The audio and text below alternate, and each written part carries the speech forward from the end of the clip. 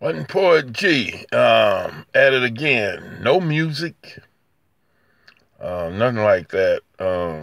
It's early in the morning.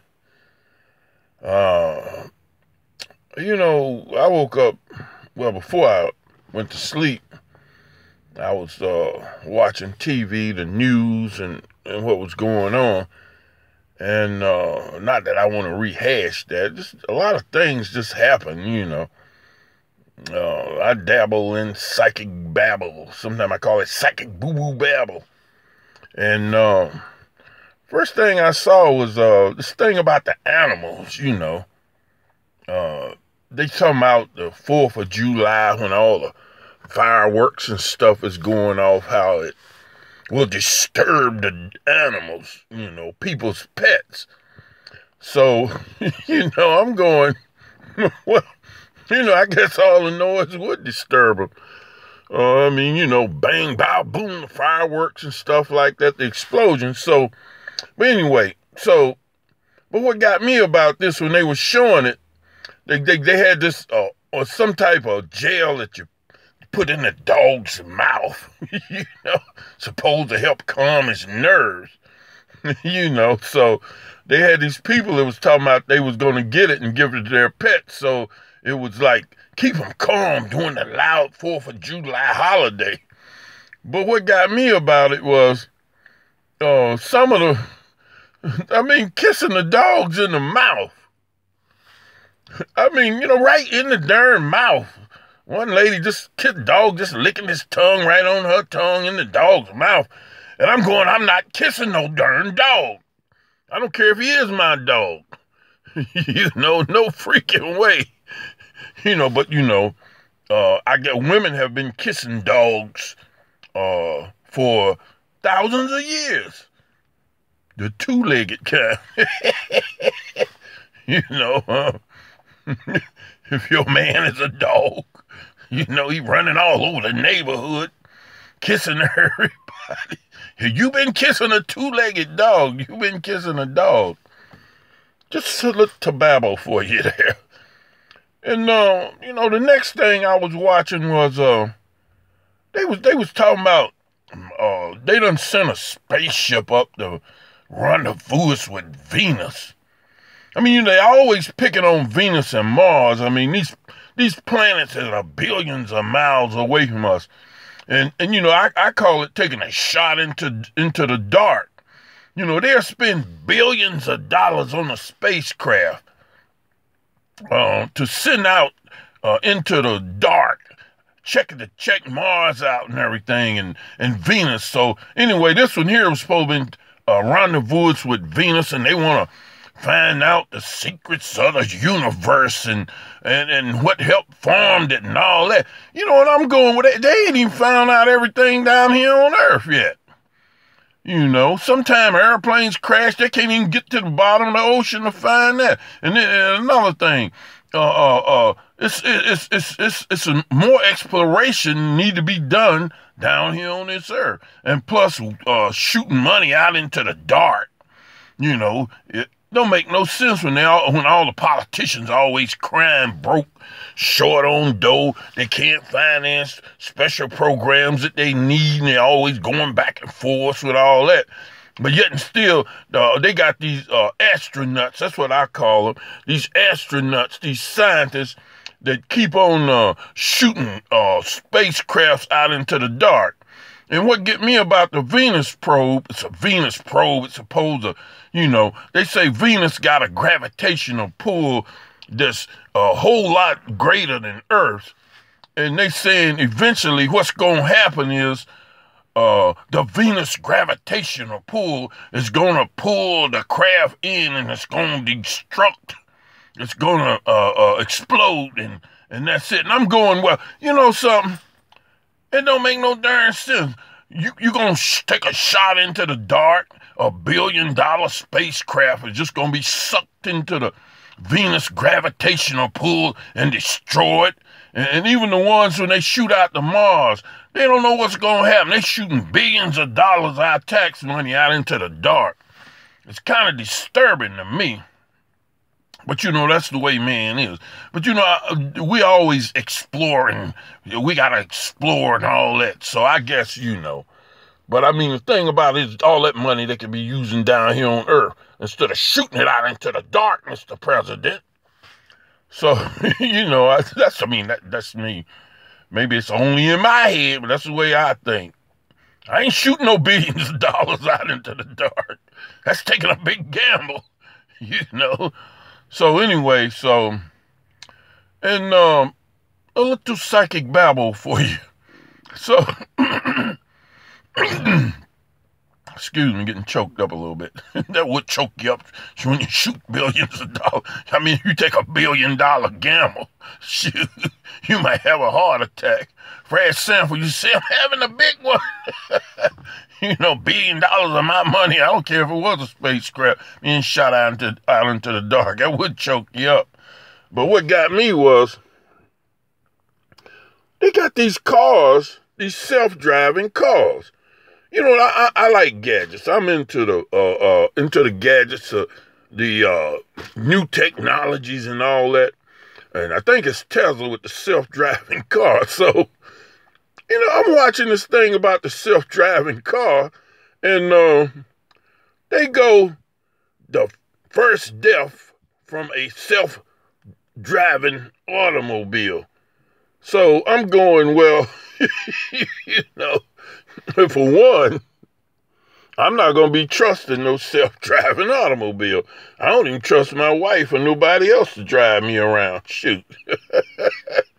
Good and darn well, I ain't going to trust no machine. Even if I was rich enough to buy a self-driving car, I'd probably have it just for a gadget.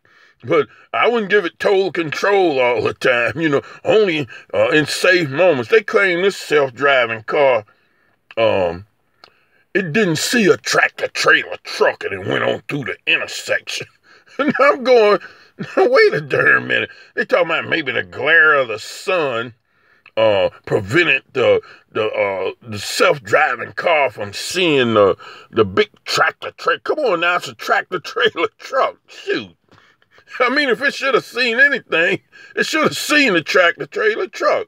Well, anyway, the operator of the self-driving car got killed. So there you go. I mean, I'm going to drive myself, and I'm not getting on no astronaut. I'm not getting in no spacecraft and go billions of miles out into space. Forget that. A little psychic babble for you. So, I mean, Arsenio Hall, Arsenio Hall show, he used to have these things. He would go, things that make you go, to make you wonder and think.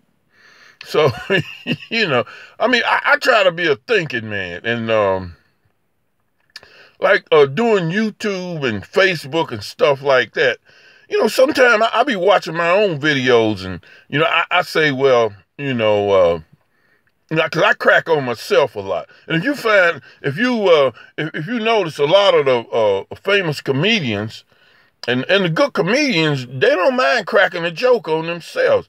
They be telling all kind of stuff about about themselves, cracking jokes and stuff. I mean, I'm not following other comedians though.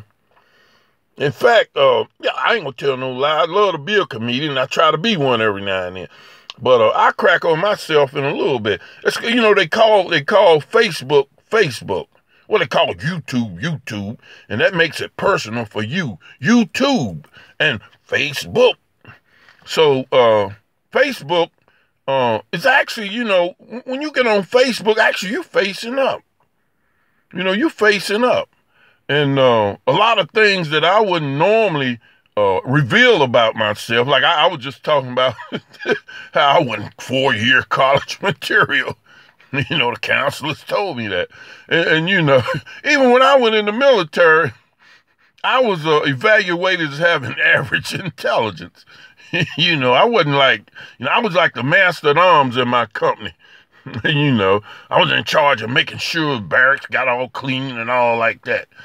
Some of the white brothers didn't like that. Big black brother telling them, get in there and clean that bathroom, boy. You know, they didn't go for that. But anyway, the presence of mind. See, I went off track and lost my presence of mind, but that's okay. I'll get it back.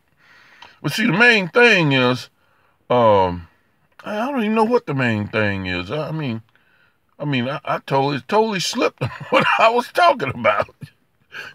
Anyway, that's all right. I don't get ashamed. Oh, I know what I was talking about. Bad like I noticed a lot of the good comedians and the famous comedians, especially Bernie Mac. Bernie Mac used to crack on himself and his family.